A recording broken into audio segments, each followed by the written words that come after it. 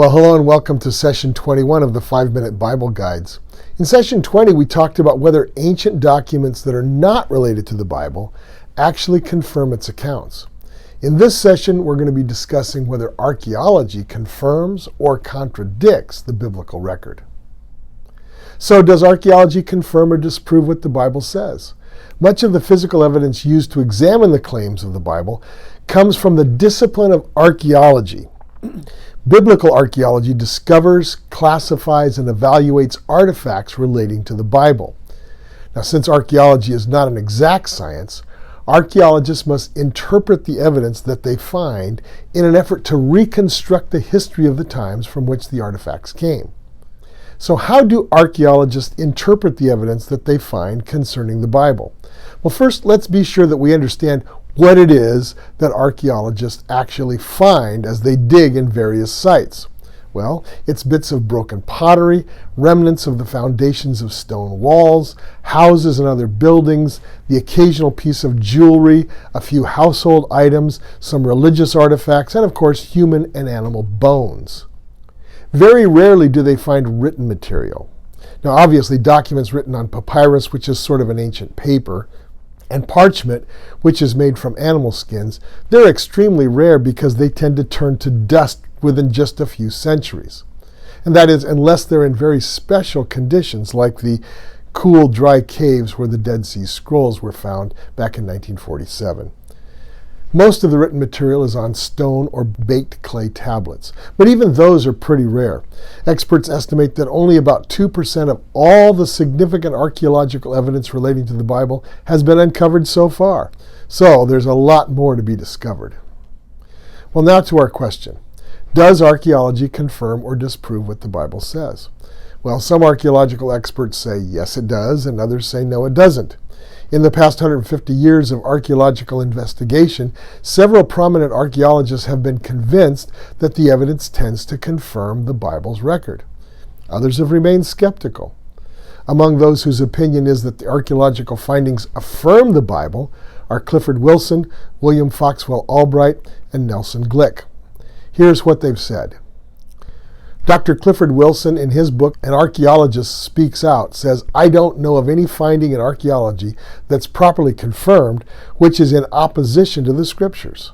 The Bible is the most accurate history textbook the world has ever seen." Wilson is the former director of the Australian Institute of Archaeology.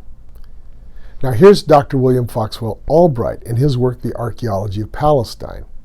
He says, "The excessive skepticism shown towards the Bible has been progressively discredited. Discovery after discovery has established the accuracy of innumerable details and has brought increased recognition to the value of the Bible as a source of history." Jewish archaeologist Dr. Nelson Glick, in his book Rivers in the Desert, says this, "It may be stated categorically that no archaeological discovery has ever controverted or disproved a biblical reference. Scores of archaeological findings have been made which confirm in clear outline or in exact detail historical statements in the Bible." But, of course, there are archaeological voices who strongly disagree. For example, Dame Kathleen Kenyon excavated biblical sites in the 1930s and again in the 1950s. She believed that she found significant inconsistencies between the Bible record and what she uncovered on those sites. Likewise, contemporary archaeologists William Deaver and Israel Finklestein are skeptical that the artifacts recovered from ancient sites provide any degree of support for what the Bible says. So while in these videos I try to bring factual information about the Bible, I've always tried at the same time to be transparent about the fact that I am a Bible believer. I think the writers of the Bible took great pains to be accurate and truthful. I believe that behind and through the biblical writers, God was working to communicate His message to the world. Now, I have an earned doctorate in cross-cultural education, and I have years of experience teaching in a variety of cultures. And one thing that I have learned in all of this experience is that to fully understand any group of people, we have to understand their culture and their historical setting and their outlook on reality. But here's something to think about. We moderns assume that we have the last word on truth. But the reality is that our own views are just as tied up with our own modern culture and history as any other people are tied to theirs. So it may be that we are blind to certain things that the ancients saw and experienced very clearly. Evidence of this blindness is all around us in the fact that for all of our sophistication and technology, we haven't made a dent in human hatred, greed, and emptiness. And some of it seems to actually have increased in modern times. So, with that in mind, here's a small sampling of the evidence that I believe tends to confirm the testimony of the Bible.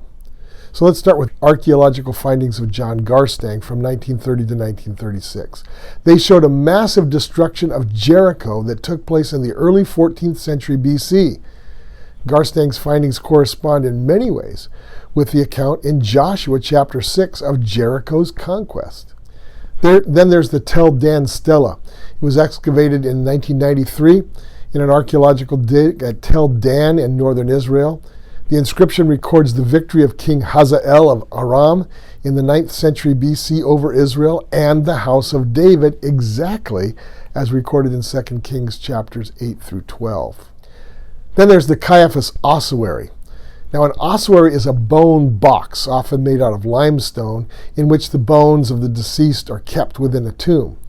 The Gaiaphas Ossuary was identified in Jerusalem in 1990, and it's inscribed Yehosheph bar Kapha, that is, Joseph, son of Caiaphas.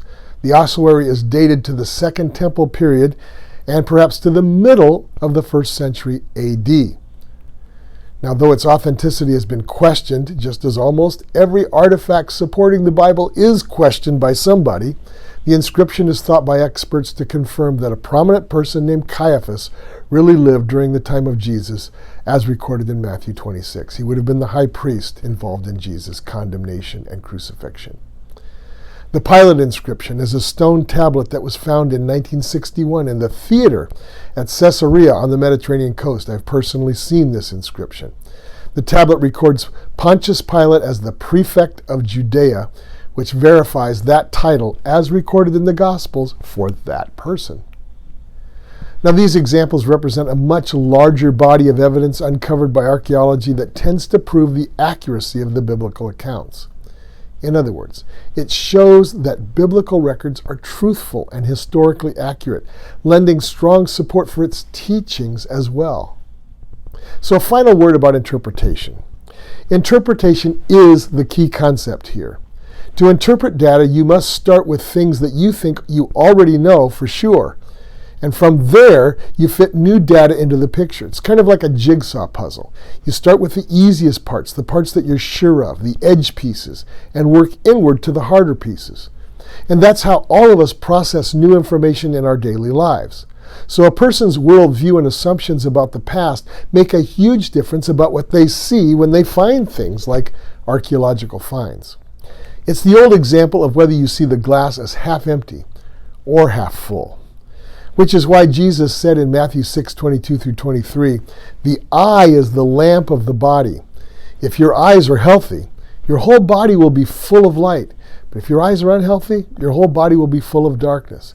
If then the light within you is darkness, how great is that darkness? Archaeologists are people, highly trained and experienced people, but still people with their own biases and prejudices. And like all of us, they tend to see what they expect to see. All right, in the next session, we'll be looking into a topic of great interest to many people. Does science conflict with the Bible? Until then, this is Dr. Michael Bogart for the 5-Minute Guides to the Bible.